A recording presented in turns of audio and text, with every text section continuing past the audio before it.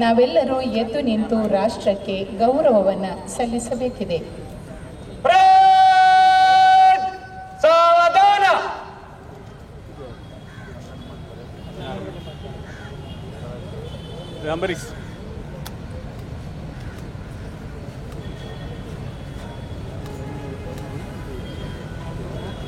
ಗೌರವಾನ್ವಿತ ಸಚಿವರು ಆಗಮಿಸುತ್ತಿದ್ದಾರೆ.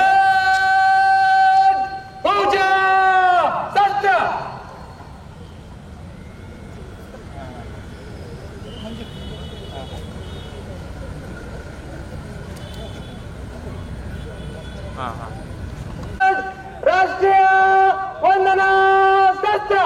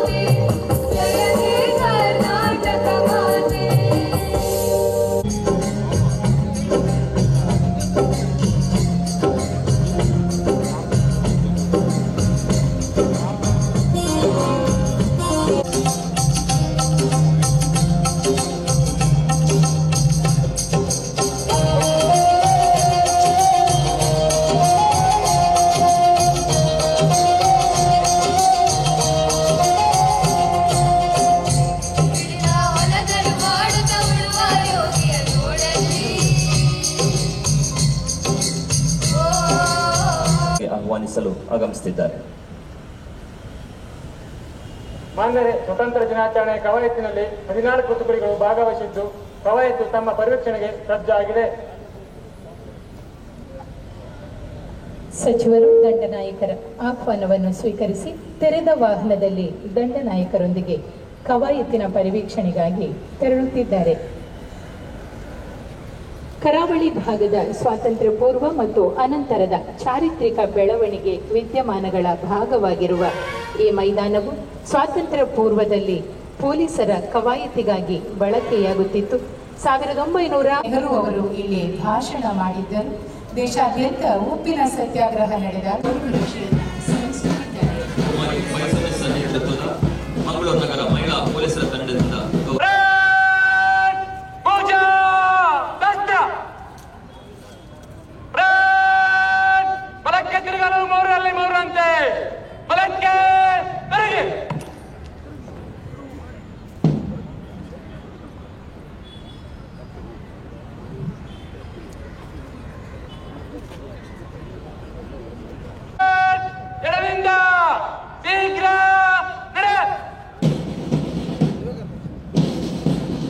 ಸ್ವಾತಂತ್ರ್ಯವೆಂಬುದು ಬೇಡಿಕೆ ಅಥವಾ ಪ್ರಾರ್ಥನೆಗೆ ಸಿಕ್ಕುವಂಥದ್ದಲ್ಲ, ಅದರ ಪ್ರಾಪ್ತಿಗೆ ಹೋರಾಟ ಮತ್ತು ಬಲಿದಾನಗಳು ಅಗತ್ಯವಾಗಿವೆ ಎಂದು ಪಂಜಾಬಿನ ಕೇಸರಿ ಎನಿಸಿದ್ದ ಲಾಲಾ ಲಜಪತ್ ರಾಯ್ ಅವರು ಹೇಳಿದರು. ಅಜಾಗರೂಕತೆಯಿಂದ ಒಮ್ಮೆ ನಾವು ಕಳೆದುಕೊಂಡ ಸ್ವಾತಂತ್ರ್ಯವನ್ನು ಮರಳಿ ಪಡೆಯಲು ನಮ್ಮ ಪೂರ್ವಿಕರು ಪಟ್ಟ ಪಾಡನ್ನು ನಾವು ಕಣ್ಣಲ್ಲಿ ನೋಡಿದೆ ನಮ್ಮ ಮೇಲಿದೆ ಎಂಬ ಅಂಶವನ್ನು ನೆನಪಿಸಿ ಎಚ್ಚರಿಸುವಂತೆ ಭಾರತೀಯರ ಸ್ವರಾಜ್ಯಕ್ಕೆ 78 ವರ್ಷ ತುಂಬಿದ ಸಡಗರದ ರೂಪಕವಾಗಿರುವ ಪಥ ಸಂಚಲನ ನಡೆಯುತ್ತಿದೆ. ಪಥ ಸಂಚಲನದ ಮುಂಚೂಣಿಯಲ್ಲಿರುವ ತಂಡ ಕರ್ನಾಟಕ ರಾಜ್ಯ ಮೀಸಲು ಪೊಲೀಸರದು. ತಂಡದ ನೇತೃತ್ವ ವಹಿಸಿರುವ ಶ್ರೀ ಅಬ್ದುಲ್ ರಜಾಕ್ ಕೆ, ಮೀಸಲು ಉಪನಿರೀಕ್ಷಕರು, ಇವರಿಂದ ಗೌರವ ವಂದನೆ. ಮಂಗಳೂರು ನಗರ ಸಶಸ್ತ್ರ ಮೀಸಲು ಪೊಲೀಸರದು ತಂಡದ ನಾಯಕರಾದ ಶ್ರೀ ಮಹಂತೇಶ ವಿ, ಮೀಸಲು ಉಪನಿರೀಕ್ಷಕ ಸಲ್ಲಿಸುತ್ತಿದ್ದಾರೆ. ನಮ್ಮ ಮುಂದೆ ಹಾದು ಬರುತ್ತಿರುವ ತಂಡ ನಾಗರಿಕ ಪೊಲೀಸ್ ಮಂಗಳೂರು ನಗರ ಶ್ರೀ ಸಂತೋಷ್ ಉಪನಿರೀಕ್ಷಕರು ಮುನ್ನಡೆಸುತ್ತಿದ್ದಾರೆ. ಸ್ತ್ರೀ ಶಕ್ತಿಯ ಅಸೀಮ ಸಾಧ್ಯತೆಗಳ ರೂಪಕವಾಗಿರುವ ಮಂಗಳೂರು ನಗರ ಮಹಿಳಾ ಪೊಲೀಸ್ ತಂಡದ ನಾಯಕಿ ಕುಮಾರಿ ಫೈಜುನ್ನಿಸಾ ಮಹಿಳಾ ಪೊಲೀಸ್ ಉಪನಿರೀಕ್ಷಕರು ಗೌರವ ವಂದನೆಯನ್ನ ಸಲ್ಲಿಸ್ತಾ ಇದ್ದಾರೆ. ಕರ್ನಾಟಕ ರಾಜ್ಯ ಅಬಕಾರಿ ಇಲಾಖೆ ಮಂಗಳೂರು ತಂಡದ ನಾಯಕ ಶ್ರೀ ವಿಶ್ವನಾಥ ಭೇಟಿ ತಮ್ಮ ತಂಡದವರಿಗೆ ಗೌರವ ವಂದನೆಯನ್ನು ಸಲ್ಲಿಸುತ್ತಾ ಮುನ್ನಡೆದಿದ್ದಾರೆ. ಇದು ಕರ್ನಾಟಕ ರಾಜ್ಯ ಅಗ್ನಿಶಾಮಕ ಮತ್ತು ತುರ್ತು ಸೇವೆಗಳ ತಂಡದ ನಾಯಕ ಶ್ರೀ ಜಯ ಅತಿಥಿಗಳಿಗೆ ವಂದನೆಯನ್ನ ಸಲ್ಲಿಸುತ್ತಿದ್ದಾರೆ. ಇದೀಗ ವೇದಿಕೆಯ ಮುಂಭಾಗದಲ್ಲಿ ಕಂಡುಬರು ವಿದ್ಯಾಲಯ ಕೊಡಿಯಾಲ್ಬೈಲ್ ಮಂಗಳೂರು ಇಲ್ಲಿನ ಸ್ಕೌಟ್ಸ್ ಬಾಲಕರ ತಂಡದ ನೇತೃತ್ವದಲ್ಲಿರುವ ಕುಮಾರ ಕೌಶಲ್ ತಂಡದ ಪರವಾಗಿ ಗೌರವ ವಂದನೆಯನ್ನ ಸಲ್ಲಿಸುತ್ತಿದ್ದಾರೆ. ಮುಲ್ಲಕಾಡು ಸರ್ಕಾರಿ ಪ್ರಾಥಮಿಕ ಮತ್ತು ಪ್ರೌಢಶಾಲೆಯ ಭಾರತ್ ಸೇವಾದಳ ತಂಡದ ನಾಯಕಿ ಕುಮಾರಿ ಅಕ್ಕ ಮಹಾದೇವಿ ವಂದನೆಯ ಗೌರವವನ್ನು ಸಲ್ಲಿಸ್ತಾ ಮುನ್ನಡೆದಿದ್ದಾರೆ. ಮೀಸಲು ಪೊಲೀಸ್ ತುಕಡಿಯ ಸಹಾಯಕ ಮೀಸಲು ಉಪನಿರೀಕ್ಷಕ ಬ್ಯಾಂಡ್ ಮಾಸ್ಟರ್ ಕೆ ಬಾಬು ಇವರ ನಿರ್ದೇಶನದಲ್ಲಿ ಸಾಂಪ್ರದಾಯಿಕ ವಾದ್ಯವಾದನದೊಂದಿಗೆ ಸಾಗಿ ಬರುತ್ತಿರುವ ವರ್ಣಮಯ ದಿರಿಸಿನ ಈ ತಂಡ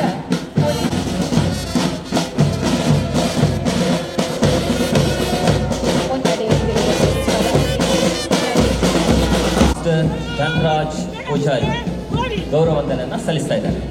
ಮನಮೋಹಕವಾದ ದಿರಿಸಿನ ಸೈಂಟ್ ಟೆರೆಸಾ ಸ್ಕೂಲ್ ಮಂಗಳೂರು ಇಲ್ಲಿನ RSD ಬಾಲಕಿಯರ ಮತ್ತು ಬಾಲಕರ ತಂಡದ ಪರವಾಗಿ ಕುಮಾರಿ ಶನೋಲ್ ಡಿಸೋಜಾ ಗೌರವ ವಂದನೆಯನ್ನ ಸಲ್ಲಿಸುತ್ತಾ ತಮ್ಮ ತಂಡದೊಂದಿಗೆ ಮುಂದೆ ಸಾಗಿದ್ದಾರೆ. SDM ಸ್ಕೂಲ್ ಅಶೋಕನಗರ ಇಲ್ಲಿನ ಗೈಡ್ ಮುನ್ನಡೆಸುತ್ತಿದ್ದಾರೆ. ಸ್ತ್ರೀ ಶಕ್ತಿಯ ಅಸೀಮ ಸಾಧ್ಯತೆಗಳ ರೂಪಕವಾಗಿರುವ ಮಂಗಳೂರು ನಗರ ಮಹಿಳಾ ಪೊಲೀಸ್ ತಂಡದ ನಾಯಕಿ ಕುಮಾರಿ ಫೈಜುನ್ನಿಸಾ ಮಹಿಳಾ ಪೊಲೀಸ್ ಉಪನಿರೀಕ್ಷಕರು ಗೌರವ ವಂದನೆಯನ್ನ ಸಲ್ಲಿಸ್ತಾ ಇದ್ದಾರೆ. ಕರ್ನಾಟಕ ರಾಜ್ಯ ಅಬಕಾರಿ ಇಲಾಖೆ ಮಂಗಳೂರು ತಂಡದ ನಾಯಕ ಶ್ರೀ ವಿಶ್ವನಾಥ ಭೇಟಿ ತಮ್ಮ ತಂಡದವರಿಗೆ ಗೌರವ ವಂದನೆಯನ್ನು ಸಲ್ಲಿಸುತ್ತಾ ಮುನ್ನಡೆದಿದ್ದಾರೆ. ಇದು ಕರ್ನಾಟಕ ರಾಜ್ಯ ಅಗ್ನಿಶಾಮಕ ಮತ್ತು ತುರ್ತು ಸೇವೆಗಳ ತಂಡದ ನಾಯಕ ಶ್ರೀ ಜಯ ಅತಿಥಿಗಳಿಗೆ ವಂದನೆಯನ್ನ ಸಲ್ಲಿಸುತ್ತಿದ್ದಾರೆ. ಇದೀಗ ವೇದಿಕೆಯ ಮುಂಭಾಗದಲ್ಲಿ ಕಂಡುಬರು ವೇದಿಕೆಯಲ್ಲಿ ಉಪಸ್ಥಿತರಿರುವ ಜಿಲ್ಲೆಯ ಜನಪ್ರತಿನಿಧಿಗಳೇ, ಎಲ್ಲ ಗಣ್ಯರೇ, ಅಧಿಕಾರಿಗಳೇ, ಸಾರ್ವಜನಿಕ ಬಂಧುಗಳೇ, ವಿದ್ಯಾರ್ಥಿಗಳೇ ಹಾಗೂ ಮಾಧ್ಯಮ ಸ್ನೇಹಿತರೆ, ಎಲ್ಲರಿಗೂ ನಮಸ್ಕಾರ. ಪ್ರಥಮವಾಗಿ ಜಿಲ್ಲೆಯ ಎಲ್ಲ ಜನತೆಗೆ ಸ್ವಾತಂತ್ರ್ಯೋತ್ಸವದ ಶುಭಾಶಯಗಳನ್ನು ತಿಳಿಸಬಯಸುತ್ತೇನೆ. ಕೋಟ್ಯಾಂತರ ಭಾರತೀಯರ 106 ವರ್ಷಗಳ ಕಾಲ ಸ್ವಾತಂತ್ರ್ಯದ ಸೂರ್ಯೋದಯಕ್ಕೆ ಕಾತರಿಸಿದ್ದು, ಅಸಂಖ್ಯಾತ ಜನರ ಹೋರಾಟ ತ್ಯಾಗದ ಮೂಲಕ ಪಡೆದ ಸ್ವಾತಂತ್ರ್ಯದ ಹಾದಿಯನ್ನು ಸ್ಮರಿಸುವ ಮಹಾದಿನ ಇದಾಗಿದೆ. ಬ್ರಿಟಿಷರ ಆಡಳಿತವನ್ನು ಕಿತ್ತೊಗೆದ ರಾಷ್ಟ್ರಪಿತ ಮಹಾತ್ಮ ಗಾಂಧೀಜಿ, ಜವಾಹರ್ಲಾಲ್ ನೆಹರು, ಸರ್ದಾರ್ ವಲ್ಲಭಾಯ್ ಪಟೇಲ್, ಬಾಲ್ ಗಂಗಾಧರ್ ತಿಲಕ್, ರಾಣಿ ಲಕ್ಷ್ಮೀಬಾಯಿ, ಲಾಲಾ ಲಾಜಪತ್ ರಾಯ್, ಚಂದ್ರಶೇಖರ್ ಆಜಾದ್, ಸುಭಾಷ್ ಚಂದ್ರ ಬೋಸ್ ಸೇರಿದಂತೆ ಅಸಂಖ್ಯಾತ ಮಹನೀಯರು ದೇಶಕ್ಕಾಗಿ ಮಾಡಿದ ತ್ಯಾಗ, ಬಲಿದಾನ ಮತ್ತು ಅವರ ಆದರ್ಶಗಳು ನಮಗೆಲ್ಲರಿಗೂ ನಿರಂತರ ಸ್ಫೂರ್ತಿಯಾಗಿವೆ. ಸುಭಾಷ್ ಚಂದ್ರ ಬೋಸ್ ಅವರು ಭಾರತದ ಸ್ವಾತಂತ್ರ್ಯ ಹೋರಾಟ ಬ್ರಿಟಿಷ್ ಸಾಮ್ರಾಜ್ಯಶಾಹಿ ವಿರುದ್ಧ ಮಾತ್ರವೇ ಅಲ್ಲ, ಅದು ನಿರಂಕುಶಶಾಹಿ ವಿರುದ್ಧ ಕೂಡ ಹೌದು ಎಂದಿದ್ದರು. ಇದು ಸಂಭ್ರಮದ ದಿನವಷ್ಟೇ ಅಲ್ಲ, ಆತ್ಮಾವಲೋಕನದ ದಿನವೂ ಹೌದು. ಸ್ವಾತಂತ್ರ್ಯೋತ್ಸವ ಪ್ರತಿಯೊಬ್ಬ ಭಾರತೀಯನ ಪಾಲಿಗೆ ಅತ್ಯಂತ ಮಹತ್ವದ ದಿನ. ಶ್ರೀಮಂತ ಸಾಂಸ್ಕೃತಿಕ ಪರಂಪರೆಯ ಈ ಭವ್ಯ ದೇಶದ ಪ್ರಜೆಗಳಾಗಿ ಹುಟ್ಟಿದ ನಾವೆಲ್ಲರೂ ಭಾಗ್ಯವಂತರು. ಇತಿಹಾಸ ಹೇಳುವಂತೆ ತ್ಯಾಗ, ಬಲಿದಾನ ಮತ್ತು ಆತ್ಮ ಗೌರವದ ಬಗ್ಗೆ ಮುಂದಿನ ಜನಾಂಗಗಳಿಗೆ ತಿಳಿಸಿದಾಗ ಮಾತ್ರ ದೇಶದ ಪ್ರಖ್ಯಾತಿ, ವೈಭವ ನಿರಂತರ ಜಾಗೃತಿಯಿಂದ ಇರುತ್ತದೆ. ಸ್ವಾತಂತ್ರ್ಯ ಚಳವಳಿಯ ಭವ್ಯ ಇತಿಹಾಸವನ್ನು ತಿರುಚಿದೆ. ನೈಜ ಇತಿಹಾಸವನ್ನು ನಮ್ಮ ಮತ್ತು ಮುಂದಿನ ಪೀಳಿಗೆಗೆ ನಾವು ತಿಳಿಸಬೇಕಾಗಿದೆ.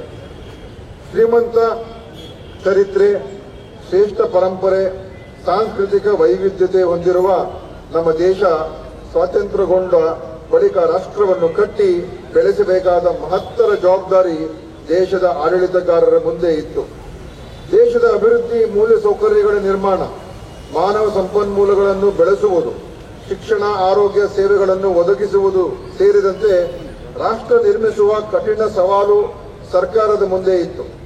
ಈ ಎಲ್ಲ ಸವಾಲುಗಳ ಮಧ್ಯೆ ದೇಶದ ಪ್ರಥಮ ಪ್ರಧಾನಮಂತ್ರಿಯಾಗಿ ಅಧಿಕಾರ ಸ್ವೀಕರಿಸಿದ ಪಂಡಿತ್ ಜವಾಹರ್ಲಾಲ್ ನೆಹರು ಅವರು ಈ ದೇಶದ ವಿಕಾಸಕ್ಕೆ ಮಹತ್ತರ ಮುನ್ನುಡಿ ಬರೆದರು. ಯೋಜನಾ ಆಯೋಗವನ್ನು ಸ್ಥಾಪಿಸುವ ಮೂಲಕ ದೇಶದ ಸರ್ವತೋಮುಖ ಅಭಿವೃದ್ಧಿಯನ್ನು ಕಾಲಮಿತಿಯಲ್ಲಿ ಪೂರ್ಣಗೊಳಿಸಲು ದಿಟ್ಟ ಹೆಜ್ಜೆ ಇಟ್ಟರು. ಕಾಲಾನುಕ್ರಮದಲ್ಲಿ ಬಂದ ಸರ್ಕಾರಗಳು ಈ ದೂರದೃಷ್ಟಿಯನ್ನು ಮುಂದುವರಿಸಿಕೊಂಡು ಬಂದುದರಿಂದ ಇಂದು ಭಾರತವು ಜಗತ್ತಿನಲ್ಲಿ ತಲೆ ಎತ್ತಿ ನಿಂತಿದೆ. ಭೂ ಸುಧಾರಣೆ ಮತ್ತು ಬ್ಯಾಂಕ್ ರಾಷ್ಟ್ರೀಕರಣಗಳಂತಹ ಕ್ರಾಂತಿಕಾರಿ ಕ್ರಮದಿಂದಾಗಿ ದೇಶದ ಜನತೆಗೆ ಆರ್ಥಿಕ ಸ್ವಾತಂತ್ರ್ಯವನ್ನು ತಂದುಕೊಡಲು ಶ್ರಮಿಸಲಾಗಿದೆ. ಈ ಎಲ್ಲ ಕ್ರಮಗಳಿಂದ ಸಂಪತ್ತು ದೇಶದ ಕೆಲವೇ ಜನರಲ್ಲಿ ಕೇಂದ್ರೀಕೃತವಾಗುವುದನ್ನು ತಡೆದ ಹಿಂದಿನ ಆಡಳಿತಗಾರರ ಆಶಯಗಳನ್ನು ನಾವು ಮುಂದುವರಿಸಿಕೊಂಡು ಹೋಗಬೇಕಾಗಿದೆ. ದೇಶದ ನಾಗರಿಕರಾಗಿ ಭವ್ಯ ಪರಂಪರೆ, ಸಂಸ್ಕೃತಿ ಇವುಗಳನ್ನು ಉಳಿಸಿ ಬೆಳೆಸಿಕೊಂಡು ಹೋಗುವತ್ತ ನಾವೆಲ್ಲರೂ ಯೋಚಿಸಬೇಕಾಗಿದೆ. ಸ್ನೇಹ ಹಾಗೂ ಸೌಹಾರ್ದತೆಯ ವಾತಾವರಣ ನಿರ್ಮಿಸಿ ಸರ್ವರಿಗೂ ಸಮಬಾಳು, ಸರ್ವರಿಗೂ ಸಮಪಾಲು ತತ್ವದ ಅಡಿ ದೇಶದ ಒಗ್ಗಟ್ಟು ಮತ್ತು ಐಕ್ಯತೆಯನ್ನು ಕಾಪಾಡಿ ಬಲಿಷ್ಠ ರಾಷ್ಟ್ರ ನಿರ್ಮಾಣ ಮಾಡುವ ದಿಕ್ಕಿನಲ್ಲಿ ನಾವು ಒಟ್ಟಾಗಿ ಸೇರಿ ಶ್ರಮಿಸೋಣ. ಕರ್ನಾಟಕದ ಸರ್ವಾಂಗೀಣ ಪ್ರಗತಿಯ ಹಾದಿಯಲ್ಲಿ ದಿಟ್ಟ ಹೆಜ್ಜೆಯನ್ನು ರಾಜ್ಯ ಸರ್ಕಾರ ಇಟ್ಟಿದೆ. ಸರ್ವರ ಬಾಳಿನಲ್ಲೂ ನೆಮ್ಮದಿ, ಸಂತೋಷವನ್ನು ತರುವ ಮೂಲಕ ಸ್ವಾತಂತ್ರ್ಯದ ನೈಜ ಆಶಯಗಳನ್ನು ಈಡೇರಿಸಿದ ತೃಪ್ತಿ ನಮ್ಮಲ್ಲಿದೆ. ಪರಿಶಿಷ್ಟ ಜನಾಂಗ, ಹಿಂದುಳಿದವರು, ಅಲ್ಪಸಂಖ್ಯಾತರು, ಮಹಿಳೆಯರು, ರೈತರು, ವಿಶೇಷವಾಗಿ ಹಿರಿಯ ನಾಗರಿಕರು, ವಿಕಲಚೇತನರು ಮತ್ತು ಕಾರ್ಮಿಕರ ಕಲ್ಯಾಣಕ್ಕಾಗಿ ಹೆಚ್ಚಿನ ಪ್ರಾಮುಖ್ಯತೆಯನ್ನು ನೀಡಿದ್ದು ಪ್ರತಿಯೊಬ್ಬರಲ್ಲಿಯೂ ಬದುಕುವ ಸ್ವಾತಂತ್ರ್ಯವನ್ನು ತಂದಿದೆ. ಪ್ರಮುಖವಾಗಿ ನಮ್ಮ ಸರ್ಕಾರದ ಗ್ಯಾರಂಟಿ ಯೋಜನೆಗಳು ಸ್ವಾತಂತ್ರ್ಯೋತ್ತರದ ಭಾರತದ ಕಲ್ಯಾಣ ಕಾರ್ಯಕ್ರಮಗಳ ಅನುಷ್ಠಾನದಲ್ಲಿ ಹೊಸ ಇತಿಹಾಸ ಸೃಷ್ಟಿಸಿದೆ.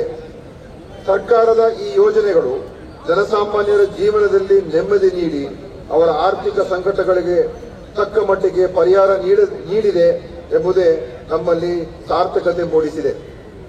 ಶಿಕ್ಷಣ, ವೈದ್ಯಕೀಯ, ಪ್ರವಾಸೋದ್ಯಮ, ಧಾರ್ಮಿಕತೆ ಸೇರಿದಂತೆ ಹಲವು ಕ್ಷೇತ್ರಗಳಲ್ಲಿ ಗುರುತಿಸಬಹುದಾದ ವೈಶಿಷ್ಟ್ಯತೆಯನ್ನು ಹೊಂದಿರುವ ನಮ್ಮ ಜಿಲ್ಲೆ ಸ್ವಾತಂತ್ರ್ಯ ಚಳುವಳಿಯಲ್ಲೂ ಸಹ ಗರಿಷ್ಠ ಕೊಡುಗೆ ನೀಡಿರುವುದು ಹೆಮ್ಮೆಯ ವಿಷಯವಾಗಿದೆ. ಕಡಲ ತಟಕ್ಕೆ ಸಾಗಿ ಬರುವ ಅಲೆಗಳೂ ಸಹ ಸ್ವಾತಂತ್ರ್ಯದ ಕಥನ ಹೇಳುವ ಹಿರಿಮೆ ನಮ್ಮದು ಎಂದು ಅಭಿಮಾನದಿಂದ ಹೇಳಬಹುದಾಗಿದೆ. ದಕ್ಷಿಣ ಕನ್ನಡ ಜಿಲ್ಲೆಯ ಅಭಿವೃದ್ಧಿಯ ನಿಟ್ಟಿನಲ್ಲಿ ಸರ್ಕಾರವು ಪೂರಕವಾಗಿ ಸ್ಪಂದಿಸುತ್ತಾ ಬಂದಿದೆ. ಹಲವು ಮಹತ್ವದ ಅಭಿವೃದ್ಧಿ ಕಾಮಗಾರಿಗಳಿಗೆ ರಾಜ್ಯ ಸರ್ಕಾರವು ಅನುಮೋದನೆ ನೀಡಿದ್ದು ಅನುದಾನವನ್ನು ಬಿಡುಗಡೆ ಮಾಡಲಾಗಿದೆ. ಜಿಲ್ಲೆಯ ಎಲ್ಲಾ ಪಟ್ಟಣ, ಗ್ರಾಮಾಂತರ ಪ್ರದೇಶಗಳಲ್ಲಿ ಮೂಲ ಸೌಕರ್ಯಗಳನ್ನು ಬಲಪಡಿಸಿ ಉತ್ತಮ ನಾಗರಿಕ ಸೌಲಭ್ಯಗಳನ್ನು ನೀಡಲು ಆದ್ಯತೆ ನೀಡಲಾಗಿದೆ. ಪ್ರಮುಖವಾಗಿ ರಾಜ್ಯ ಸರ್ಕಾರದ ಮಹತ್ವದ ಎಲ್ಲ 5 ಗ್ಯಾರಂಟಿ ಯೋಜನೆಗಳಿಗೆ ದಕ್ಷಿಣ ಕನ್ನಡ ಜಿಲ್ಲೆಯಿಂದ ಅಭೂತಪೂರ್ವ ಸ್ಪಂದನೆ ಸಿಕ್ಕಿರುತ್ತದೆ. ಕುಟುಂಬದ ಯಜಮಾನಿ ಮಹಿಳೆಗೆ ಪ್ರತಿ ತಿಂಗಳು ₹2,000 ನೀಡುವ ಗೃಹಲಕ್ಷ್ಮಿ ಯೋಜನೆ ಅಡಿಯಲ್ಲಿ ಜಿಲ್ಲೆಯಲ್ಲಿ 3.79 ಲಕ್ಷ ಮಹಿಳೆಯರಿಗೆ ಇದುವರೆಗೆ ಒಟ್ಟು ₹1,377 ಕೋಟಿ ಸಹಾಯಧನ ಮಂಜೂರಾಗಿರುತ್ತದೆ. ಅನ್ನಭಾಗ್ಯ ಯೋಜನೆ ಅಡಿಯಲ್ಲಿ 11.76 ಲಕ್ಷ ಮಂದಿ ಫಲಾನುಭವಿಗಳಿಗೆ ಪ್ರತಿ ಫಲಾನುಭವಿಗೆ ಗ್ಯಾರಂಟಿ ಯೋಜನೆಯಡಿ ಹೆಚ್ಚುವರಿಯಾಗಿ 5 ಕೆಜಿಯಂತೆ ಉಚಿತವಾಗಿ ಅಕ್ಕಿಯನ್ನು ನೀಡಲಾಗುತ್ತಿದೆ. ಗೃಹ ಜ್ಯೋತಿ ಯೋಜನೆಯಡಿ ದಕ್ಷಿಣ ಕನ್ನಡ ಜಿಲ್ಲೆಯಲ್ಲಿ 5.51 ಲಕ್ಷ ಫಲಾನುಭವಿಗಳು ಸೌಲಭ್ಯ ಪಡೆಯುತ್ತಿದ್ದು ಶೇಕಡ 98% ಪ್ರಗತಿ ಸಾಧಿಸಲಾಗಿದೆ. ಇದುವರೆಗೆ ₹789 ಕೋಟಿ ಮೊತ್ತವನ್ನು ರಾಜ್ಯ ಸರ್ಕಾರವು ಪಾವತಿಸಿದೆ. ಜಿಲ್ಲೆಯ ಕೋಟೆಕಾಡಿನಲ್ಲಿ 33/11 ಕೆವಿ ವಿದ್ಯುತ್ ಉಪಕೇಂದ್ರವನ್ನು ₹10 ಕೋಟಿ ವೆಚ್ಚದಲ್ಲಿ ಸ್ಥಾಪಿಸಲಾಗಿದೆ. ಧರ್ಮಸ್ಥಳ, ಬೆಳ್ತಂಗಡಿ, ವೇಣೂರು, ಕಕ್ಕಿಂಜೆ, ಕಲ್ಲಡ್ಕ, ಸವಣೂರು, ನೆಲ್ಯಾಡಿ, ಕುಂಬ್ರಾ ಮತ್ತು ನಂದಿಗುಡ್ಡ ಉಪಕೇಂದ್ರಗಳನ್ನು ₹17.8 ಕೋಟಿ ವೆಚ್ಚದಲ್ಲಿ ಉನ್ನತೀಕರಿಸಲಾಗಿದೆ. ಯುವ ನಿಧಿ ಯೋಜನೆಯಡಿ 5,283 ಯುವಕ ಯುವತಿಯರಿಗೆ ₹9.54 ಕೋಟಿ ಮೊತ್ತದ ಆರ್ಥಿಕ ನೆರವು ನೀಡುವ ಮೂಲಕ ಅವರ ಕಷ್ಟ ಕಾಲದಲ್ಲಿ ಕೈ ಹಿಡಿದು ನೆರವು ನೀಡಿದ ತೃಪ್ತಿ ನಮಗಿದೆ. ಶಕ್ತಿ ಯೋಜನೆಯಡಿ ದಕ್ಷಿಣ ಕನ್ನಡ ಜಿಲ್ಲೆ ವ್ಯಾಪ್ತಿಯಲ್ಲಿ 9.96 ಕೋಟಿ ಮಹಿಳಾ ಪ್ರಯಾಣಿಕರು ಸದುಪಯೋಗವನ್ನು ಪಡೆದುಕೊಂಡಿದ್ದು ಒಟ್ಟು ಪ್ರಯಾಣ ವೆಚ್ಚ ₹337 ಕೋಟಿ ಗಳಾಗಿರುತ್ತದೆ. ಲೋಕೋಪಯೋಗಿ ಇಲಾಖೆಯಿಂದ ಗುರುವಾಯನಕೆರೆ ಉಪ್ಪಿನಂಗಡಿ ಪುತ್ತೂರು ಹೆದ್ದಾರಿಯನ್ನು 13 ಕೋಟಿ ರೂಪಾಯಿ ವೆಚ್ಚದಲ್ಲಿ ಅಭಿವೃದ್ಧಿಪಡಿಸಲಾಗುತ್ತಿದೆ. ಅದೇ ರೀತಿ ಸುಬ್ರಹ್ಮಣ್ಯ ಮಂಜೇಶ್ವರ ರಸ್ತೆ, ಕಡೂರ್ ಕೈಂಗಾಳ ರಸ್ತೆ, ಸೂರತ್ಕಲ್ ಕಬಕ ರಸ್ತೆಗಳ ಆಯ್ದ ಭಾಗಗಳಲ್ಲಿ ದ್ವಿಪಥ ಸೇತುವೆ ಅಗಲೀಕರಣ, ಎತ್ತರಿಸುವಿಕೆ ಮತ್ತಿತರ ಅಭಿವೃದ್ಧಿ ಕಾಮಗಾರಿಗಳನ್ನು ಕೈಗೆತ್ತಿಕೊಳ್ಳಲಾಗಿದೆ. ಇದಲ್ಲದೆ ಪ್ರಮುಖ ಜಿಲ್ಲಾ ರಸ್ತೆಗಳಲ್ಲಿ ಸಂಚಾರ ದಟ್ಟಣೆ ಇರುವ ಪ್ರದೇಶಗಳಲ್ಲಿ ರಸ್ತೆ ಅಗಲೀಕರಣ ಮತ್ತು ಹಾನಿಯಾದ ರಸ್ತೆಗಳ ಅಭಿವೃದ್ಧಿಯನ್ನು ಪೂರ್ಣಗೊಳಿಸಲಾಗಿದೆ. ಕಡಬ ತಾಲೂಕಿನ ರಾಜ್ಯ ಹೆದ್ದಾರಿಯಲ್ಲಿ ದರ್ಪಣ ತೀರ್ಥ ನದಿಗೆ ರೂಪಾಯಿ 4.5 ಕೋಟಿ ವೆಚ್ಚದಲ್ಲಿ ಸೇತುವೆ ಮರು ನಿರ್ಮಾಣ, ಪುತ್ತೂರು ತಾಲೂಕಿನ ದೇವಸ್ಯ ಎಂಬಲ್ಲಿ 2.5 ಕೋಟಿ ವೆಚ್ಚದಲ್ಲಿ ಸೇತುವೆ ಅಗಲೀಕರಣ, ಅಶ್ವತ್ಪುರ ನಿಜಾರು ಸೇತುವೆ ರೂಪಾಯಿ 9 ಕೋಟಿ ವೆಚ್ಚದಲ್ಲಿ ನಿರ್ಮಾಣ, ಅಡ್ಡರು ಕೊಳಲಿ ಸೇತುವೆ ರೂಪಾಯಿ 6.10 ಕೋಟಿ ವೆಚ್ಚದಲ್ಲಿ ಪುನಶ್ಚೇತನ, ಬಳ್ಳಾರಿ ಉಳಾಯಿಬೆಟ್ಟು ಮಲ್ಲೂರು ಮುಖ್ಯ ರಸ್ತೆಯಲ್ಲಿ ರೂಪಾಯಿ 4.95 ಕೋಟಿ ವೆಚ್ಚದಲ್ಲಿ ಸೇತುವೆ ನಿರ್ಮಾಣ ಮುಂತಾದ ಕಾಮಗಾರಿಗಳು ಪ್ರಗತಿಯಲ್ಲಿದೆ. ಮುಖ್ಯವಾಗಿ ಉಳ್ಳಾಲ ಕೋಟೆಪುರದಿಂದ ಮಂಗಳೂರು ನಗರದ ಸಂಪರ್ಕಕ್ಕೆ ಗೋಳಾರದವರೆಗೆ ರೂಪಾಯಿ 200 ಕೋಟಿ ವೆಚ್ಚದಲ್ಲಿ ನೂತನ ಬೃಹತ್ ಸೇತುವೆ ಹಾಗೂ ಬಂಟ್ವಾಳ ತಾಲೂಕು ಸಜಿಪ ನಡು ಮತ್ತು ತುಂಬೆ ಗ್ರಾಮದ ಮಧ್ಯೆ ನೇತ್ರಾವತಿ ನದಿಗೆ ರೂಪಾಯಿ 60 ಕೋಟಿ ವೆಚ್ಚದಲ್ಲಿ ಸೇತುವೆ ನಿರ್ಮಾಣಕ್ಕೆ ರಾಜ್ಯ ಸರ್ಕಾರ ಅನುಮೋದನೆ ನೀಡಿದೆ. ಈ 2 ಸೇತುವೆಗಳ ನಿರ್ಮಾಣದಿಂದ ಈ ಎಲ್ಲಾ ಪ್ರದೇಶಗಳ ಅಭಿವೃದ್ಧಿ ಹಾಗೂ ಜನಸಂಚಾರದಲ್ಲಿ ಮಹತ್ವದ ಬದಲಾವಣೆಯಾಗಲಿದೆ. ಮುಖ್ಯಮಂತ್ರಿಗಳ ಅಮೃತ್ ನಗರೋತ್ಥಾನ ಹಂತ 4ರ ಯೋಜನೆಯಡಿ ದಕ್ಷಿಣ ಕನ್ನಡ ಜಿಲ್ಲೆಯ 13 ನಗರ ಸ್ಥಳೀಯ ಸಂಸ್ಥೆಗಳಿಗೆ ಒಟ್ಟು ರೂಪಾಯಿ 110 ಕೋಟಿ ಮಂಜೂರಾಗಿದ್ದು, ಈ ಪೈಕಿ 144 ಕಾಮಗಾರಿಗಳು ಪೂರ್ಣಗೊಂಡಿವೆ. ಬಡ ಜನರಿಗೆ ಅಗ್ಗದ ದರದಲ್ಲಿ ಉಪಹಾರ ಒದಗಿಸುವ ಮಹತ್ವಾಕಾಂಕ್ಷಿ ಇಂದಿರಾ ಕ್ಯಾಂಟೀನ್ ಯೋಜನೆಯಡಿ ಜಿಲ್ಲೆಯಲ್ಲಿ 19 ಕ್ಯಾಂಟೀನ್ಗಳು ಮಂಜೂರಾಗಿವೆ. ಸ್ಥಳೀಯರ ಅವಶ್ಯಕತೆಗೆ ಅನುಗುಣವಾಗಿ ಹೊಸ ಮೆನುವಿನಂತೆ ಆಹಾರ ಸರಬರಾಜು ಮಾಡಲಾಗುತ್ತಿದೆ. ಹೊಸದಾಗಿ ಇನ್ನೂ 7 ಕ್ಯಾಂಟೀನ್ಗಳನ್ನು ಪ್ರಾರಂಭಿಸುವ ಪ್ರಕ್ರಿಯೆ ನಡೆಯುತ್ತಿದೆ. ಬಡ ಕುಟುಂಬಗಳಿಗೆ ಮನೆ ಒದಗಿಸುವ ಯೋಜನೆಯಲ್ಲಿ ಸ್ವಂತ ನಿವೇಶನದಲ್ಲಿ ಮನೆ ನಿರ್ಮಾಣ ಮಾಡಲು ಈವರೆಗೆ ಜಿಲ್ಲೆಯ ಪಟ್ಟಣ ಪ್ರದೇಶಗಳಲ್ಲಿ 3,541 ಫಲಾನುಭವಿಗಳನ್ನು ಆಯ್ಕೆ ಮಾಡಲಾಗಿದ್ದು, ಈ ಪೈಕಿ 2,969 ಮನೆಗಳು ಪೂರ್ಣಗೊಂಡಿವೆ. ಮಂಗಳೂರು ಮಹಾನಗರ ಪಾಲಿಕೆಯ ಸೂರತ್ಕಲ್ ಇಂಡಿಯಾದಲ್ಲಿ G+3 ಮಾದರಿಯ ಗುಂಪು ಮನೆ ಯೋಜನೆಯಲ್ಲಿ 792 ಫಲಾನುಭವಿಗಳನ್ನು ಆಯ್ಕೆ ಮಾಡಲಾಗಿದ್ದು, ಮನೆಗಳ ನಿರ್ಮಾಣ ಕಾಮಗಾರಿ ಪ್ರಗತಿಯಲ್ಲಿವೆ. ಬಂಟ್ವಾಳ ಮತ್ತು ಸುಳ್ಯ ಪಟ್ಟಣಕ್ಕೆ ನಿರಂತರ ಕುಡಿಯುವ ನೀರು ಸರಬರಾಜು ಒದಗಿಸುವ ಕಾಮಗಾರಿಗಳು ಪ್ರಗತಿಯಲ್ಲಿವೆ. ಧರ್ಮಸ್ಥಳ ದೇವಸ್ಥಾನದ ಮತ್ತು ಪೇಟೆಗೆ ನೀರು ಸರಬರಾಜು ಯೋಜನೆಗಳನ್ನು ಚಾಲನೆಗೊಳಿಸಲಾಗಿದೆ. ಸೋಮೇಶ್ವರ, ಬಜ್ಪೆ, ಚಿನ್ನಗೋಳಿ, ಮೂಲ್ಕಿ ಮತ್ತು ಮೂಡಬಿದ್ರಿ ಪಟ್ಟಣಗಳಿಗೆ ನೀರು ಸರಬರಾಜು ವ್ಯವಸ್ಥೆಯನ್ನು ಅಭಿವೃದ್ಧಿಪಡಿಸುವ ಯೋಜನೆಗಳ ಕಾಮಗಾರಿಗಳನ್ನು ಹಾಗೂ ಬಂಟ್ವಾಳ ಮತ್ತು ಉಳ್ಳಾಳ ಪಟ್ಟಣಕ್ಕೆ ಒಳಚರಂಡಿ ಕಾಮಗಾರಿಗಳು ಪ್ರಗತಿಯಲ್ಲಿವೆ. ಸಣ್ಣ ನೀರಾವರಿ ಇಲಾಖೆಯಿಂದ ಪರಿಶಿಷ್ಟ ಜಾತಿ ಮತ್ತು ಪರಿಶಿಷ್ಟ ಪಂಗಡಗಳ ಫಲಾನುಭವಿಗಳ ಜಮೀನುಗಳಿಗೆ ನೀರು ಒದಗಿಸುವ ಸಲುವಾಗಿ ರೂಪಾಯಿ 440 ಲಕ್ಷ ವೆಚ್ಚದಲ್ಲಿ 88 ಕೊಳವೆ ಬಾವಿ ಕಾಮಗಾರಿಗಳು ಅನುಮೋದನೆಗೊಂಡಿವೆ. ನೇತ್ರಾವತಿ ಎಡದಂಡೆ ಸಂರಕ್ಷಿಸಲು ಉಳ್ಳಾಳ ತಾಲೂಕಿನ ಪಾವೂರು ಗೋಳಿಯಾರು ವರೆಗೆ ರೂಪಾಯಿ 40 ಕೋಟಿ ವೆಚ್ಚದ ಕಾಮಗಾರಿಯ ಟೆಂಡರ್ ಪ್ರಗತಿಯಲ್ಲಿದೆ. ಹಿಂದೂ ಧಾರ್ಮಿಕ ದತ್ತಿ ಇಲಾಖೆಯ ಕುಕ್ಕೆ ಶ್ರೀ ಸುಬ್ರಹ್ಮಣ್ಯ ದೇವಸ್ಥಾನದಲ್ಲಿ ಮಾಸ್ಟರ್ ಪ್ಲಾನ್ನ 3ನೇ ಹಂತದಲ್ಲಿ ಸುಮಾರು ರೂಪಾಯಿ 400 ಕೋಟಿ ವೆಚ್ಚದಲ್ಲಿ ವಿವಿಧ ಮೂಲ ಸೌಕರ್ಯ ಅಭಿವೃದ್ಧಿ ಹಾಗೂ ಇನ್ನಿತರ ಅಗತ್ಯ ಸೌಲಭ್ಯಗಳನ್ನು ಒದಗಿಸುವ ಕಾಮಗಾರಿಗಳನ್ನು ಪ್ರಸಕ್ತ ವರ್ಷದಲ್ಲಿ ಕೈಗೆತ್ತಿಕೊಳ್ಳಲಾಗುತ್ತಿದೆ. ಕಳೆದ ಶೈಕ್ಷಣಿಕ ವರ್ಷದ SSLC ಪರೀಕ್ಷೆಯ ಫಲಿತಾಂಶದಲ್ಲಿ ದಕ್ಷಿಣ ಕನ್ನಡ ಜಿಲ್ಲೆಯು ರಾಜ್ಯದಲ್ಲಿಯೇ ಪ್ರಥಮ ಹಾಗೂ ದ್ವಿತೀಯ PUC ಫಲಿತಾಂಶದಲ್ಲಿ ದ್ವಿತೀಯ ಸ್ಥಾನವನ್ನು ಪಡೆದಿರುತ್ತದೆ. ಜಿಲ್ಲೆಯ 173 ಶಾಲೆಗಳು ಶೇಕಡ100 ಫಲಿತಾಂಶ ಪಡೆದಿರುತ್ತದೆ. ಈ ಮಹತ್ತರ ಶೈಕ್ಷಣಿಕ ಸಾಧನೆಗೆ ಕಾರಣರಾಗಿ ಜಿಲ್ಲೆಯ ಶೈಕ್ಷಣಿಕ ಹಿರಿಮೆಯನ್ನು ಎತ್ತಿ ಹಿಡಿದ ವಿದ್ಯಾರ್ಥಿಗಳು, ಪಾಲಕರು ಹಾಗೂ ಶಿಕ್ಷಕರನ್ನು ನಾನು ಅಭಿನಂದಿಸುತ್ತೇನೆ. ಪ್ರಸಕ್ತ ವರ್ಷದಲ್ಲಿ ಜಿಲ್ಲೆಯ ವಿದ್ಯಾರ್ಥಿಗಳ ಶೈಕ್ಷಣಿಕ ಹಿತದೃಷ್ಟಿಯಿಂದ ಸರ್ಕಾರಿ ಪ್ರಾಥಮಿಕ ಮತ್ತು ಪ್ರೌಢಶಾಲೆಗಳಲ್ಲಿ ಖಾಲಿ ಇರುವ ಶಿಕ್ಷಕರ ಹುದ್ದೆಗಳಿಗೆ 1338 ಅತಿಥಿ ಶಿಕ್ಷಕರನ್ನು ನೇಮಿಸಿ ಶೈಕ್ಷಣಿಕ ಚಟುವಟಿಕೆಗಳನ್ನು ಮುಂದುವರಿಸಲಾಗುತ್ತಿದೆ. ರೂಪಾಯಿ 41 ಕೋಟಿ ವೆಚ್ಚದಲ್ಲಿ 284 ತರಗತಿ ಕೊಠಡಿಗಳ ನಿರ್ಮಾಣ ಪೂರ್ಣಗೊಂಡಿವೆ. ದಕ್ಷಿಣ ಕನ್ನಡ ಜಿಲ್ಲೆಯ ಶೈಕ್ಷಣಿಕ ಸಂಸ್ಥೆಗಳಿಗೆ ಹೊರ ಜಿಲ್ಲೆಗಳಿಂದ ಸಾಕಷ್ಟು ವಿದ್ಯಾರ್ಥಿಗಳು ವಿದ್ಯಾಭ್ಯಾಸಕ್ಕಾಗಿ ಬರುತ್ತಿದ್ದು, ಹಿಂದುಳಿದ ವರ್ಗಗಳ ವಿದ್ಯಾರ್ಥಿ ನಿಲಯಗಳಿಗೆ ಸಾಕಷ್ಟು ಬೇಡಿಕೆ ಇರುವುದರಿಂದ 2024-25ನೇ ಸಾಲಿನಲ್ಲಿ ಹೊಸದಾಗಿ 2 ಬಾಲಕರ ಮತ್ತು 2 ಬಾಲಕಿಯರ ವಿದ್ಯಾರ್ಥಿ ನಿಲಯಗಳನ್ನು ಮಂಜೂರುಗೊಳಿಸಿ ಪ್ರಾರಂಭಿಸಲಾಗಿದೆ. ಗ್ರಾಮೀಣ ಪ್ರದೇಶಗಳ ಮೂಲಭೂತ ಸೌಲಭ್ಯಗಳನ್ನು ಅಭಿವೃದ್ಧಿಪಡಿಸಲು ವಿವಿಧ ಕಾರ್ಯಕ್ರಮಗಳನ್ನು ಅನುಷ್ಠಾನಗೊಳಿಸಲಾಗುತ್ತಿದೆ.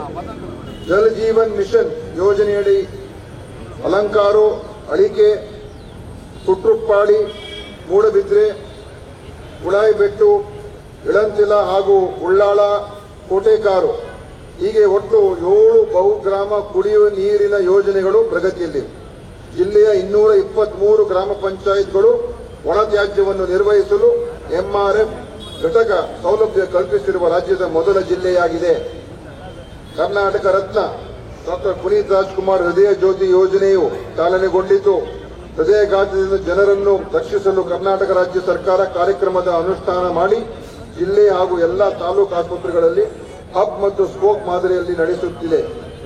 ಜಿಲ್ಲೆಯಲ್ಲಿ ಎನಪೋಯ ವೈದ್ಯಕೀಯ ಕಾಲೇಜು ಸಹಯೋಗದೊಂದಿಗೆ ಕಾರ್ಯನಿರ್ವಹಿಸುತ್ತಿವೆ. ಮಾರ್ಚ್ 24, 2024ರಿಂದ ಜುಲೈ 2025ರವರೆಗೆ ಒಟ್ಟು 33,356 ಫಲಾನುಭವಿಗಳಿಗೆ ಇಸಿಜಿ ಪರೀಕ್ಷೆಯನ್ನು ನಡೆಸಲಾಗಿದ್ದು, ಹೃದಯಾಘಾತ ಲಕ್ಷಣಗಳು ಕಂಡುಬಂದ 296 ವ್ಯಕ್ತಿಗಳಿಗೆ ಉನ್ನತ ಚಿಕಿತ್ಸೆಯನ್ನು ನೀಡಲು ಕ್ರಮ ವಹಿಸಲಾಗಿರುತ್ತದೆ. ರಾಜ್ಯದ 16 ಜಿಲ್ಲಾಸ್ಪತ್ರೆಗಳಲ್ಲಿ ಡೇ ಕೇರ್ ಕಿಮೋಥೆರಪಿ ಸೌಲಭ್ಯ ಅನುಷ್ಠಾನಗೊಳಿಸಲಾಗಿದ್ದು, ದಕ್ಷಿಣ ಕನ್ನಡ ಜಿಲ್ಲೆಯ ಜಿಲ್ಲಾ ವೆನ್ಲಾಕ್ ಆಸ್ಪತ್ರೆಯಲ್ಲಿಯೂ ಕೂಡ 10 ಹಾಸಿಗೆಗಳ ವಾರ್ಡ್ಗಳನ್ನು ಸ್ಥಾಪಿಸಲಾಗಿದೆ. ಗೃಹ ಆರೋಗ್ಯ ಕಾರ್ಯಕ್ರಮವು ಜಿಲ್ಲೆಯಲ್ಲಿ ಚಾಲನೆಗೊಂಡಿದ್ದು, ಆರೋಗ್ಯ ಕಾರ್ಯಕರ್ತರ ಮೂಲಕ ಗ್ರಾಮೀಣ ಭಾಗದ ಎಲ್ಲ ನಾಗರಿಕರ ಮನೆಗಳಿಗೆ ಭೇಟಿ ನೀಡಿ ಪ್ರಮುಖ 14 ಅಸಂಕ್ರಾಮಿಕ ರೋಗಗಳ ಕುರಿತು ತಿಳುವಳಿಕೆ, ಅರಿವು ಮೂಡಿಸುವುದರೊಂದಿಗೆ ಉಚಿತ ಔಷಧಿ ಕಿಟ್ಗಳನ್ನು ಆರೋಗ್ಯ ಕೇಂದ್ರಗಳಲ್ಲಿ ಅರ್ಹ ಫಲಾನುಭವಿಗಳಿಗೆ ವಿತರಿಸಲಾಗುತ್ತಿದೆ. ವಿಶೇಷವಾಗಿ ಅಧಿಕ ರಕ್ತದೊತ್ತಡ, ಸಕ್ಕರೆ ಕಾಯಿಲೆ, ಸ್ತನ, ಗರ್ಭಕೋಶ ಮತ್ತು ಬಾಯಿಯ ಕ್ಯಾನ್ಸರ್ಗಳ ಶೀಘ್ರ ಪತ್ತೆ ಮತ್ತು ಚಿಕಿತ್ಸೆಗೆ ಹೆಚ್ಚು ಒತ್ತು ನೀಡಲಾಗುತ್ತಿದೆ. ಇದು ಕರ್ನಾಟಕ ಸರ್ಕಾರದ ಮಹತ್ವಾಕಾಂಕ್ಷೆ ಯೋಜನೆಯಾಗಿದ್ದು, ಅಸಂಕ್ರಾಮಿಕ ರೋಗಗಳನ್ನು ಆರಂಭಿಕ ಹಂತದಲ್ಲಿ ಪತ್ತೆ ಹಚ್ಚಿ ನಿರಂತರ ಉಚಿತ ತಪಾಸಣೆ ಹಾಗೂ ಚಿಕಿತ್ಸೆಯ ಮೂಲಕ ಅಡ್ಡ ಪರಿಣಾಮ ಮತ್ತು ಅಕಾಲಿಕ ಮರಣವನ್ನು ತಡೆಗಟ್ಟುವುದು ಯೋಜನೆಯ ಪ್ರಮುಖ ಉದ್ದೇಶವಾಗಿದೆ. ಜಿಲ್ಲಾ ವೆನ್ಲಾಕ್ ಆಸ್ಪತ್ರೆಯಲ್ಲಿ 90 ಕೋಟಿ ರೂಪಾಯಿ ವೆಚ್ಚದಲ್ಲಿ ಹೊಸ ಹೊರರೋಗಿ ವಿಭಾಗ ಕಟ್ಟಡ ನಿರ್ಮಿಸಲು ಅನುಮೋದನೆ ನೀಡಲಾಗಿದೆ. ನೂತನವಾಗಿ ನಿರ್ಮಾಣಗೊಂಡಿರುವ ಕ್ಯಾತ್ ಲ್ಯಾಬ್ ಅನ್ನು ಶೀಘ್ರದಲ್ಲೇ ಸಾರ್ವಜನಿಕರ ಸೇವೆಗೆ ಮುಕ್ತಗೊಳಿಸಲಾಗುವುದು. ತಾಲೂಕು ಆಸ್ಪತ್ರೆಗಳಲ್ಲಿ ಕನಿಷ್ಠ 2 ತಾಯಿ ಮಕ್ಕಳ ತಜ್ಞ ವೈದ್ಯರು ಇರುವಂತೆ ಆರೋಗ್ಯ ಸೇವೆಯನ್ನು ಬಲಪಡಿಸಲಾಗುವುದು. ಪ್ರವಾಸೋದ್ಯಮ ಇಲಾಖೆ ವತಿಯಿಂದ ಉಳ್ಳಾಳ ಬೀಚ್ನಲ್ಲಿ ವಿವಿಧ ಮೂಲಸೌಕರ್ಯ ನಿರ್ಮಿಸಲು ವಿವಿಧ ಕಾಮಗಾರಿಗಳಿಗೆ ಅನುಮೋದನೆ ನೀಡಲಾಗಿದೆ. ಪಣಂಬೂರ್ ಮತ್ತು ತಣ್ಣೀರ್ಬಾವಿ ಕಡಲ ತೀರಗಳ ಅಭಿವೃದ್ಧಿ ಮತ್ತು ನಿರ್ವಹಣೆಗಾಗಿ ಖಾಸಗಿ ಸಹಭಾಗಿತ್ವದಲ್ಲಿ ಯೋಜನೆಯನ್ನು ಜಾರಿಗೊಳಿಸಲು ಕಾರ್ಯಾದೇಶ ನೀಡಲಾಗಿರುತ್ತದೆ. ವಿವಿಧ ಪ್ರವಾಸಿ ಕಾರ್ಯಕ್ರಮಗಳಿಗೆ ಅನುದಾನ ನೀಡುವ ಮೂಲಕ ಜಿಲ್ಲೆಗೆ ಪ್ರವಾಸಿಗರನ್ನು ಆಕರ್ಷಿಸಲು ಒತ್ತು ನೀಡಲಾಗುತ್ತಿದೆ. ಕಿಲಿಕುಳ ಅಭಿವೃದ್ಧಿ ಪ್ರಾಧಿಕಾರದಲ್ಲಿ ಜೀವ ವೈವಿಧ್ಯತೆಗಳ ರಕ್ಷಣೆ, ಪರಂಪರೆ ಮತ್ತು ಸಂಸ್ಕೃತಿಯ ಸಂರಕ್ಷಣೆ, ವಿಜ್ಞಾನ ಮತ್ತು ತಂತ್ರಜ್ಞಾನಗಳ ಅಭಿವೃದ್ಧಿ ಹಾಗೂ ಪ್ರವಾಸೋದ್ಯಮಕ್ಕೆ ಪ್ರೋತ್ಸಾಹ ನೀಡುವ ಕಾರ್ಯಕ್ರಮಗಳನ್ನು ಜರುಗಿಸಲಾಗುತ್ತಿದೆ. ಸರ್ಕಾರಿ ಜಮೀನಿನಲ್ಲಿ ಅನಧಿಕೃತವಾಗಿ ಸಾಗುವಳಿ ಮಾಡುವವರಿಗೆ ಜಮೀನು ಸಕ್ರಮಗೊಳಿಸುವ ನಮೂನೆ 50ರ ಅಡಿಯಲ್ಲಿ 46,605 ಫಲಾನುಭವಿಗಳ ಹಕ್ಕುಪತ್ರಗಳನ್ನು, ನಮೂನೆ 53ರ ಅಡಿಯಲ್ಲಿ 32,336 ಹಕ್ಕುಪತ್ರಗಳನ್ನು ಹಾಗೂ ನಮೂನೆ 57ರ ಅಡಿಯಲ್ಲಿ 28 ಹಕ್ಕುಪತ್ರಗಳನ್ನು ನೀಡಲಾಗಿದೆ. ವಾಸದ ಮನೆ ಸ್ಥಳ ಸಕ್ರಮಗೊಳಿಸುವ ಗ್ರಾಮೀಣ ಪ್ರದೇಶಗಳ 94C ಅಡಿಯಲ್ಲಿ 59,724 ಹಕ್ಕುಪತ್ರಗಳನ್ನು ಹಾಗೂ ನಗರ ಪ್ರದೇಶಗಳ 94CC ಅಡಿಯಲ್ಲಿ 28,676 ಹಕ್ಕುಪತ್ರಗಳನ್ನು ನೀಡಲಾಗಿದೆ. ಆ ಮೂಲಕ ಜಮೀನಿನ ಮಾಲೀಕತ್ವವನ್ನು ನೀಡುವ ಮೂಲಕ ರೈತರ ಹಾಗೂ ಮನೆ ಮಾಲೀಕರ ದೀರ್ಘಕಾಲದ ಕನಸನ್ನು ಈಡೇರಿಸಿದ್ದೇವೆ. 1 to 5 ಅರ್ಜಿಗಳಿಗೆ ಕಳೆದ 6 ತಿಂಗಳ ಅವಧಿಯಲ್ಲಿ 30,000ಕ್ಕೂ ಅಧಿಕ ಸರ್ವೆ ನಂಬರ್ಗಳ 1.25 ಲಕ್ಷ ಮಂಜೂರಿದಾರರಿಗೆ ಸ್ವಯಂ ಪ್ರೇರಿತವಾಗಿ ಪೋಡಿ ಪ್ರಕರಣಗಳಿಗೆ ಚಾಲನೆ ನೀಡಲಾಗಿದೆ. ಈ ಪೈಕಿ 30,000ಕ್ಕೂ ಅಧಿಕ ಮಂಜೂರಿದಾರರ ಕಡತಗಳು ಅಳತೆಗೆ ಸಿದ್ಧಗೊಂಡು ಸುಮಾರು 12,000 ಪ್ರಕರಣಗಳ ಸರ್ವೆ ಕಾರ್ಯ ಪೂರ್ಣಗೊಂಡಿದೆ. ಈಗಾಗಲೇ 8,000ಕ್ಕೂ ಅಧಿಕ ದರ್ಖಾಸ್ತ್ ಫಲಾನುಭವಿಗಳಿಗೆ ಆರ್ಟಿಸಿ ವಿತರಿಸಲಾಗಿದೆ. ಸುದೀರ್ಘ ಕಾಲದಿಂದ ಬಾಕಿ ಇದ್ದ ಈ ಪೋಡಿ ಪ್ರಕರಣಗಳನ್ನು ವಿಲೇವಾರಿಗೊಳಿಸುವ ಮೂಲಕ ಮಂಜೂರಿದಾರರಲ್ಲಿ ನೆಮ್ಮದಿ ಮೂಡಿಸಿದ ಸಾರ್ಥಕತೆ ನಮ್ಮದಾಗಿದೆ. ಜಿಲ್ಲೆಯಲ್ಲಿ ಕೆಂಪು ಕಲ್ಲು ಮತ್ತು ಮರಳು ಸಾರ್ವಜನಿಕರಿಗೆ ಸುಲಭವಾಗಿ ಲಭ್ಯವಾಗುವಂತೆ ಮಾಡಲು ರಾಜ್ಯ ಸರ್ಕಾರ ಎಲ್ಲ ಕ್ರಮ ಕೈಗೊಳ್ಳುತ್ತಿದೆ. ಈಗಾಗಲೇ ಬೆಂಗಳೂರಿನಲ್ಲಿ ಜಿಲ್ಲೆಯ ಶಾಸಕರು ಮತ್ತು ಜನಪ್ರತಿನಿಧಿಗಳೊಂದಿಗೆ ಸಭೆ ನಡೆಸಿದ್ದು, ಶೀಘ್ರದಲ್ಲೇ ಈ ಕುರಿತು ಸರಳೀಕೃತ ನಿಯಮ ಜಾರಿಗೆ ಬರಲಿದೆ.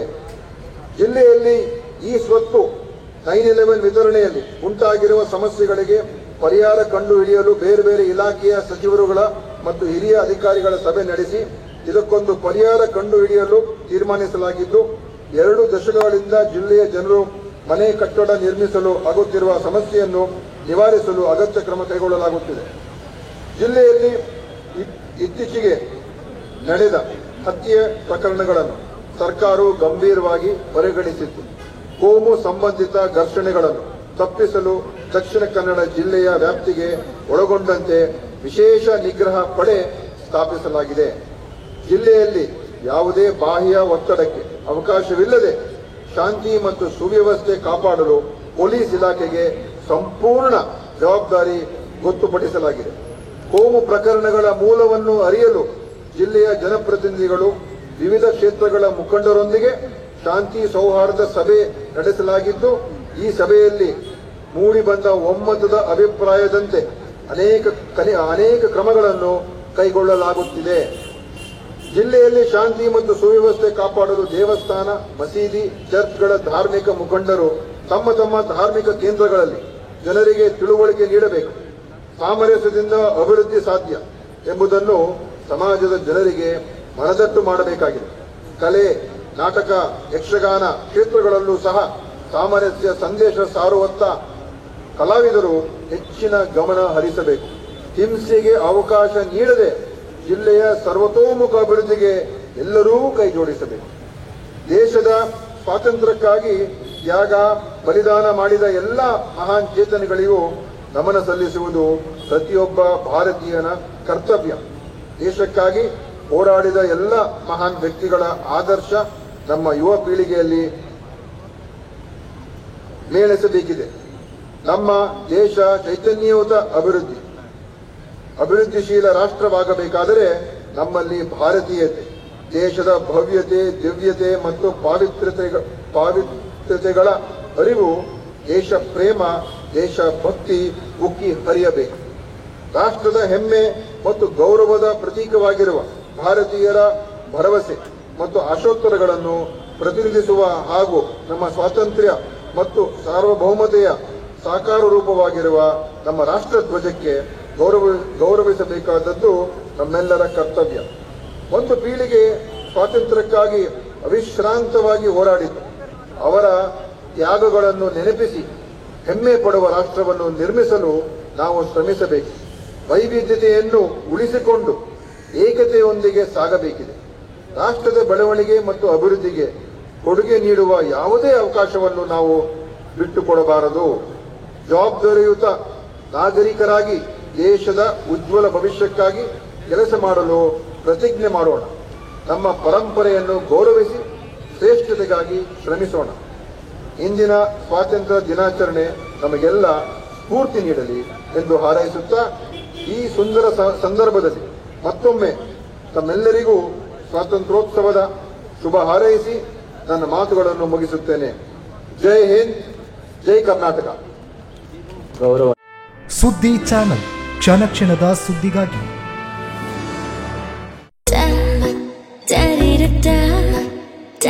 ಮತ್ತೆ ಮತ್ತೆ ಸವಿಯಬೇಕೆನಿಸುವ ಮೃದುವಾದ ನಂದಿನಿ ಪನ್ನೀರ್.